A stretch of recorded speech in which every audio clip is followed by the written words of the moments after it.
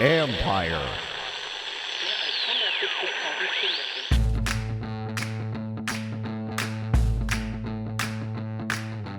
Hello and welcome to my podcast. Do me a favor, subscribe to the John Con Report wherever you get your podcast. You're watching on YouTube, hit that like button, hit that subscribe button.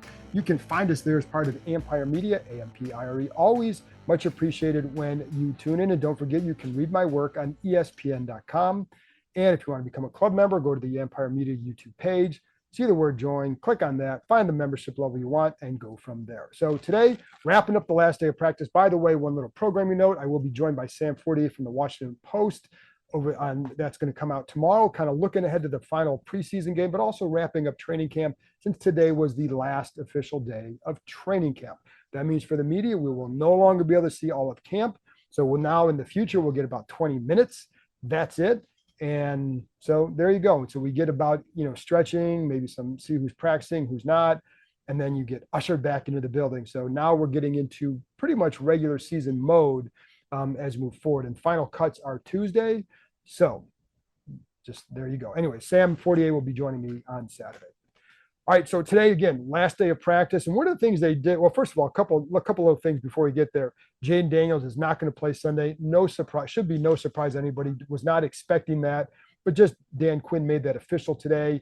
And then you can expect like a lot of, I don't know how many start. If he's not playing, it's hard to see the starting offensive line going. So I'm going to have a guess that a lot of those starters will not be playing in this game. A lot, more than certainly a few of them had not played in the first two games. Some of the older veterans, and I'm not expecting, the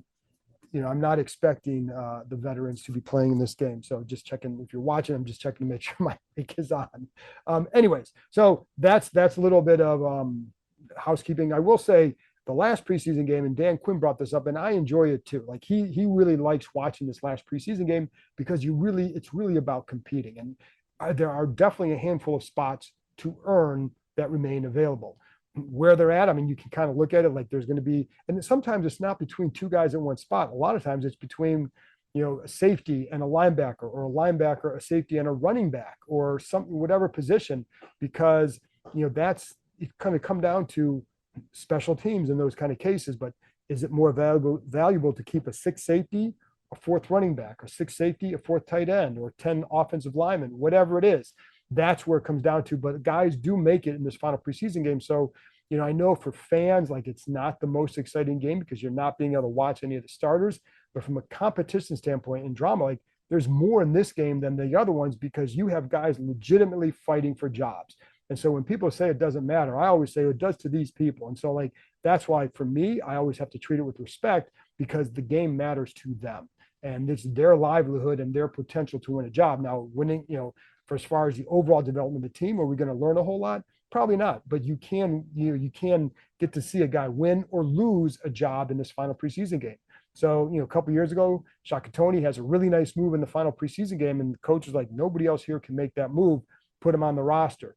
Now he didn't amount to anything and there are other issues, but that play helped him. Last year, Kaz Allen, I don't know that he was going to make it, but he certainly made it easier for him not to be put on there when he dropped a punt. So anyways, always some drama in there, and I do like watching it. So does Dan Quinn. Let's get to Friday and just kind of what went on today, because I think it's kind of highlights what they've done a lot this summer. So today is considered like a fast Friday. They made this week like a regular game week as far as practicing at 1:00 the Wednesday and Thursday. Then on Friday, they went at 11:25, and they did what there's like they call it their fast Friday. They kind of get through. It's about an hour, little practice is about an hour and 5 hour and 10 minutes at most.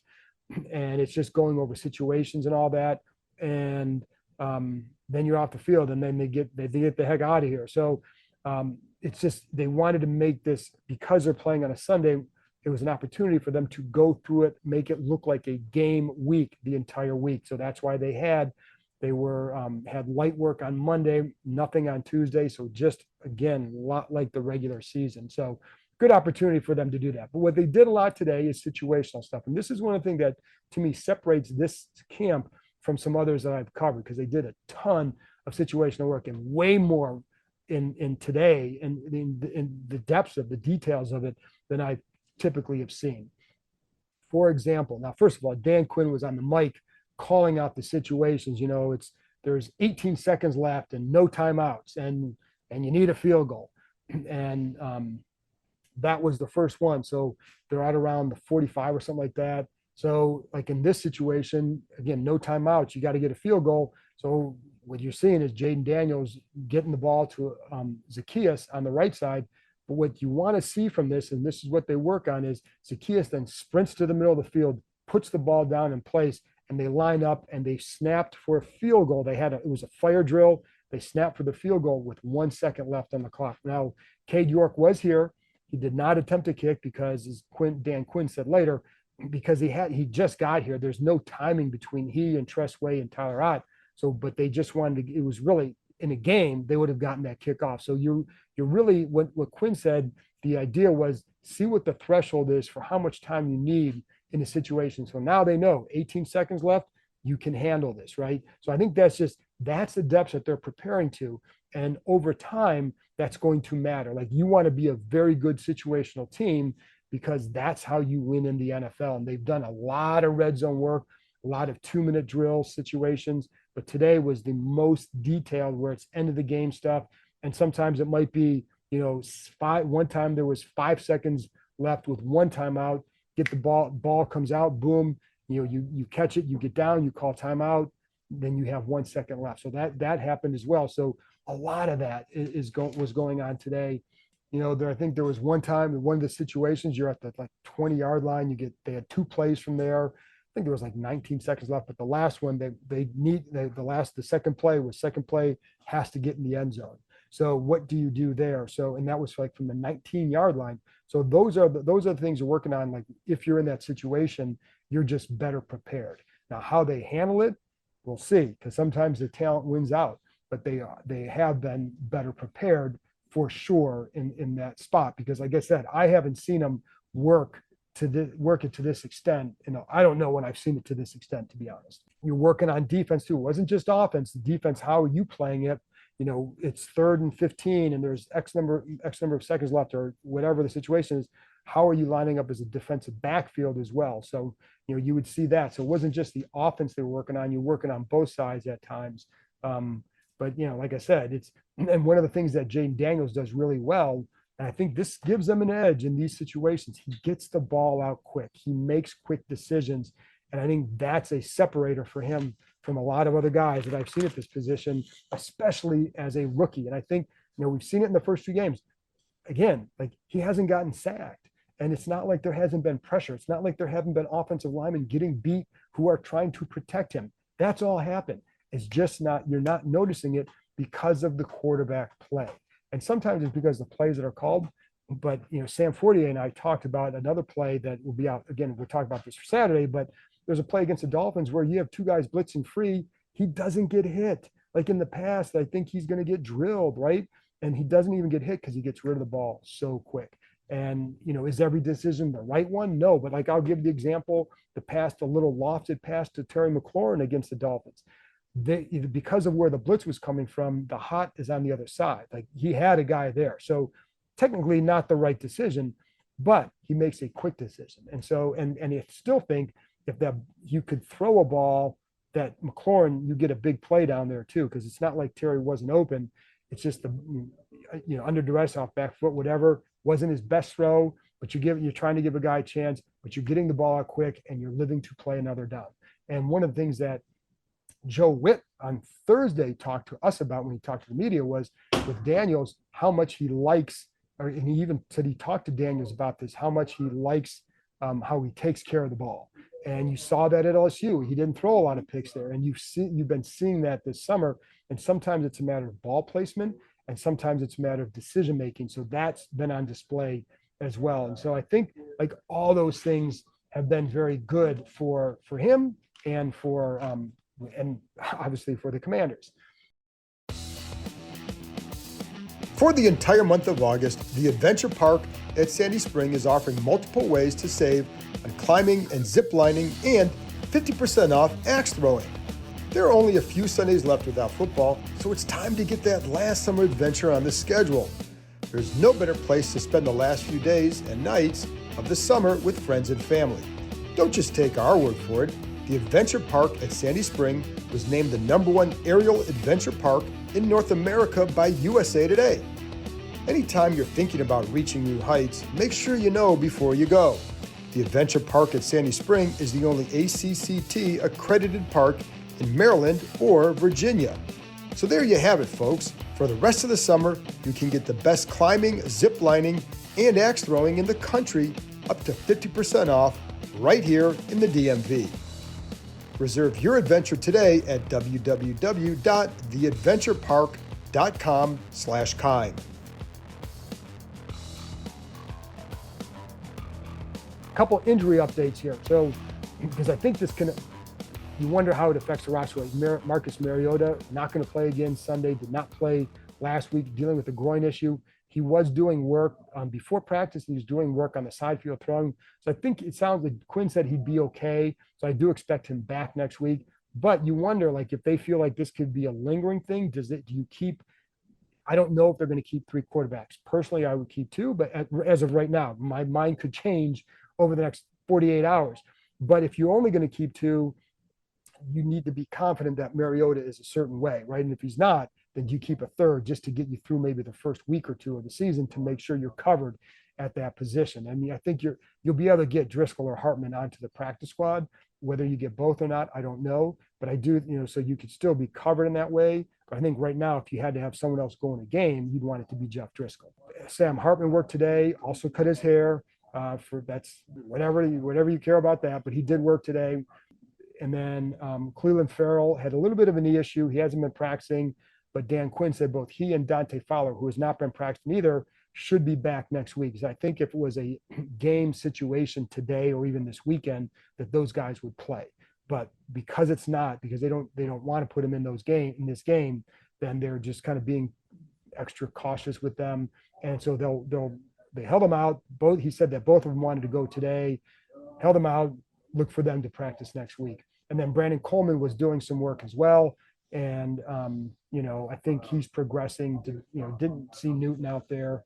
I think that's another one that we need to monitor and see where that goes. I felt it was interesting. I think it's been interesting all week watching how KJ Henry, where without Farrell in there, it's been KJ Henry going in there first. And I told you yesterday, I think he's developed nicely. I liked how he progressed last year as well. I think he can help you. I think he does a nice job on the edge. I don't know if he's ever going to be a dynamic pass rusher, but I think he can help you as a rotational guy for sure. He's done, like I said, he's done a nice job developing. So a couple things as we wrap up camp, and Sam and I are going to get into a lot of this on Saturday. So tune in for that. But I don't know that it was the most strenuous camp I've ever covered. I don't know what that means, because I think they got good work in. You got, again, a lot of situational work. I think that's very, very valuable. I think when you're watching them, I didn't see a lot of hiccups or confusion based on the calls or not knowing the calls or not knowing the offense, that kind of thing. You didn't see that.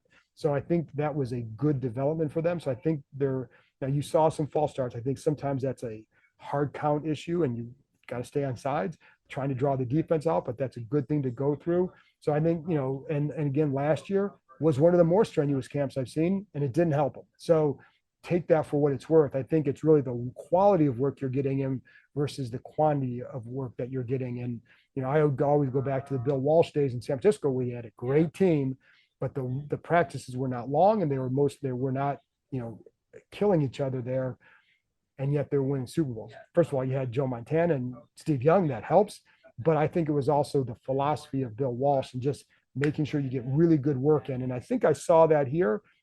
Time will tell. So that's one thing. Jaden Daniels, I mean, the biggest impression you have from this is that I think they got a guy who can play, and it's hard to say otherwise as we sit here on August 22nd. I think it's it's August 23rd. Who knew? As we sit here on August 23rd, I think they got a guy who can play, and he's checked every box along the way. There has been no reason to, when you're watching, to think like, oh, we're not seeing what we're seeing. Like there's some false hope here. I haven't seen that. How good he's going to be, I don't know yet. Let's see what it looks like during the games. There's a lot of other factors involved. But was he a good pick? Yes, he was. And I think, is the stuff you hear real? Yes, I think it is. So now he just has to go out there and do it consistently. but I think that's been good. And one of the things Quinn said, and this goes back to what I was saying, the decision making, he said that Daniels has rare mental quickness. And one of the things I remember before the draft, and this is when we were out in the league meetings out in Florida, and I asked Quinn, like, what is it based on your defensive background when you're looking at a quarterback? How are you judging him based on your background? And when you're going through the scouting process, and the first thing he brought up was processing speed. And when I asked him about Daniels that day, he said he really likes his processing speed. So that's where it's like, okay, we're starting to add 1+1 here to get to this guy, but that's what he's liked all along. But he did see it again here. And then he said he puts the ball in the right spot and he loves to compete. Even out in on these drills out here today, you would see it. And you see it all the time when the quarterbacks are throwing into the neck, throwing into a big trash barrel. Like, he loves to. I mean, I think they all do, but like, you can see the joy on him just being out here. I think it's not just that he can be a good player. I think you're going to see that personality really come out as he becomes more and more comfortable, not just as a quarterback in the NFL, but just in his role on the team. And guys talk about that infectious personality. So I think you're going to see that more as the season goes on, as he opens up here. And I think you're going to enjoy him. So there you go. And I think the other thing, I really like the vibe in this camp. Very different from the past, very different. How much is that going to help? I don't know yet, because I think there's still a lot of questions about, have they solved the outside, or not even solved? Do they have the right outside corners in Forbes and St. Juice? Also, Mike Samerstill has been working out there. So, I think we need to see what he can do. We hear what they like about him out there, but I'd like to see, before we sit here and say, oh, problem solved, and it's not up to me, it's up to them, what they think. But before you get to that point, you kind of like to see how he matches up against these really good receivers, because we haven't seen that. And that's, we've seen Emmanuel Forbes and St. Juice against Garrett Wilson. Well, Garrett Wilson's really damn good. So, but I haven't seen Sandler still up against that guy. Now, I've seen him against McLaurin at times. So there is some of that to fall back on. I think he's going to be a really good corner for them, a good player for them. I think what he is, it's the old McLuhan thing. He's a football player. He can play in the slot. He can play here. If you want him to be, return kickoffs, he'll do that. He'll play on special teams. He's going to be a good player for them because of all that he offers. And I think, with the rookie class, you still, there are guys like, I like Jordan McGee before he got hurt. Love Tyler Owens. I think still some questions about where Dominique Hampton is going to fit ultimately. And, he's been working at linebacker. I think Newton, we just haven't seen him. Coleman, liked what I saw from him, need to see more because we haven't seen it in pads in a game with him. So, I think McCaffrey, I like the physical play. I think there are things that he definitely offers. I don't know if he's going to be a guy that's separating at the top of his route all the time, but he can definitely help you. And so, that's a good one. Sam is still really good, and Javante Jean-Baptiste, I like what I saw from him. Will he make the roster? I don't know yet. I'll talk about that after the game. But I like what I've seen. You can see, okay, in a year or two, could he get to somewhere that's really good because of the length that he has, and he has done a nice job. So I think those are good to see as well for them. Hey, it's Bram Weinstein here, voice of the Commanders, and of course, frequent guest of this podcast, The John Keim Report. I wanted to let you all know that my show, which airs at 11 a.m. to 12 p.m. on ESPN 630, is now exclusively produced by Empire Media, my company, and is going to be distributed through our network. So I'm asking you, please, if you subscribe to this show and love this show, give mine a try as well. Subscribe to the Bram Weinstein Show wherever you get your podcasts, and many of the shows and many of the elements that are in the show will be available on the Empire Media YouTube channel. We're going to talk a ton of Commanders and other DC sports. Check it out.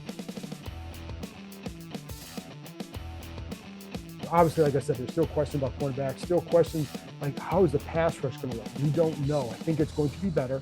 I like the scheme better, and they can create a lot more with it. So that's all good. But we don't know how it's all going to fit because we haven't seen it out there yet. They have an idea. We don't yet. So, and it doesn't matter what we think. But if you're asking if it's solved, we don't know yet. I do think it'll be better. And I do think it's going to be a lot more creative. Whereas instead of just relying on four guys, you can rely and just, hey, go get them. It's more like, this is what we're going to do to confuse the quarterback. That's a big deal. Do they have enough at receiver after the Jahan Dotson trade? I don't know that I don't think that it cripples them. But we don't, can Can he be a factor? He's looked good this camp. De'Ami Brown, he's had a nice camp. I wouldn't say that he's had this great camp. I think he's shown ways that he can, again, help you. Now, he's shown that in the past. His career high is 12 catches. So we've got to see a lot more from him. He's going to get that opportunity. And I do think like his physical play fits into what the mindset is here. So that's good, but we, got to see it, right? In offensive line, do they have they spent enough time together to come out and do what they want to do and run the ball effectively? Because that's got to be the key for them. So I think there's a lot more to learn about this team. I do think they're headed in the right direction long term, but short term, I still think there's answers that we need to see. It doesn't mean they can't answer them. It just means there's still things before you can sit here and say, oh my gosh, this could be a playoff team this year. We don't know that yet. I think, again, some of that, it depends on Daniels. How well does he do? Can he repeat CJ Stroud? Problem is, they don't play in that same division. They play in a tougher division.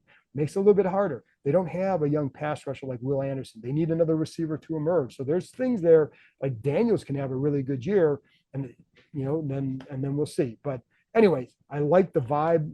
I think they're off to a good start here.